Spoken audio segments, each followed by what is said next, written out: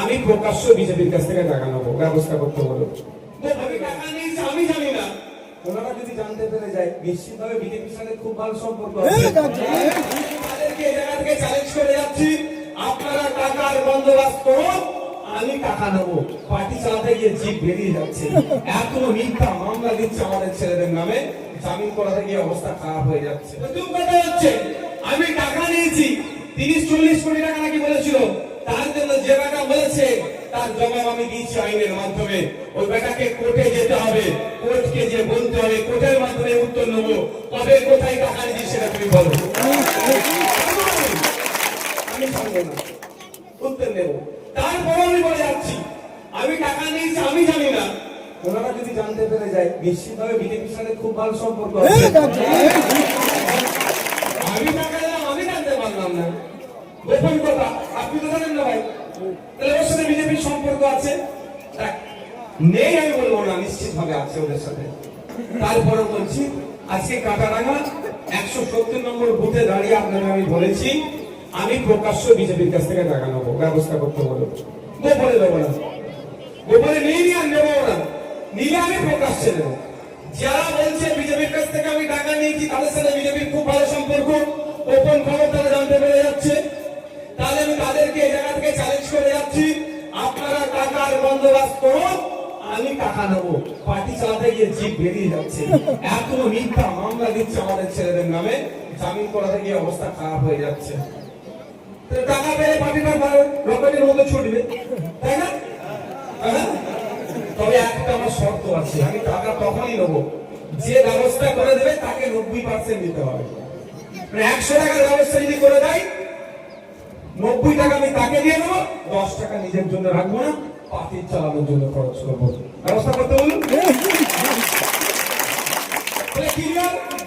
বিজেপির গল্প শোনালে উত্তর দিতে পারবেন তো? ভাই সব গল্প শোনাসনিস, ভাইজান নিজে এসে বলে গেছে বিজেপির কাছ থেকে টাকা নেবে, তুই ব্যবস্থা করে দেয় তোকে ভাই 90 টাকা ফেরত, 90% টাকা ফেরত দিয়ে দেবে, 10% পার্টি চালানোর কাজে লাগবে। তাহলে বললে উত্তর দেবেন তো ভাই? উত্তর দেবেন তো? নোংরামি বন্ধ করতে হবে। ওরা টাকা দেবে, ওরা টাকার জন্য 36 হয়ে আদিবাসীদেরকে জঙ্গল থেকে ধ্বংস করে দিচ্ছে, জঙ্গলকে ছেদন করে আমার পদের জায়গা তৈরি করছে। ওরা টাকার জন্য জঙ্গলের যত পশু পাখি আছে সব ধ্বংস করে দিচ্ছে। ওরা টাকার জন্য কদিন আগে আপনারা দেখেছেন উত্তরপ্রদেশে ইমাম সাহেবের স্ত্রী দুটো বাচ্চাকে শহীদ করে দিল। ওরা টাকার জন্য দলিতদের আক্রমণ করছে, ওরা টাকার জন্য আদিবাসীদের আক্রমণ করছে। ওরা আবার আপনাকে আমাকে টাকা দেবে, টাকার জন্য এত হিংসা করছে। আচ্ছা আপনারা যারা উপস্থিত আছেন একটা কথা বলেন তো, আপনারা বিজেপি টাকাটা জিজ্ঞাসা আপনি ভোট দেবেন? ভোট দেবেন? আমাকে যদি টাকা দিয়ে এত অব্দি ভর্তি করে দেয় আমি তাও ভোট দেবো না। কারণ কি?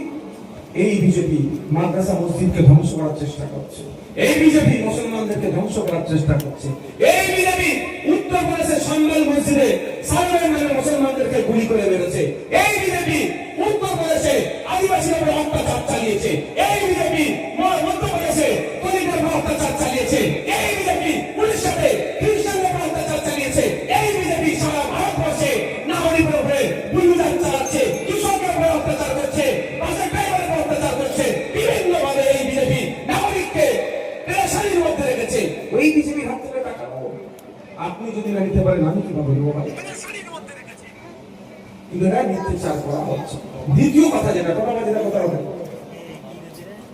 দ্বিতীয় কথা কি, এমএলএ কি করেছে, শওকত মোল্লা হোক আর যেই হোক, নটোরিয়াস ক্রিমিনালের নাম নেবে না, নটোরিয়াস ক্রিমিনাল বলবে, তারপরে যেই বলুক না কেন আমি আপনাদের দুটো দিকে কথা বলবো।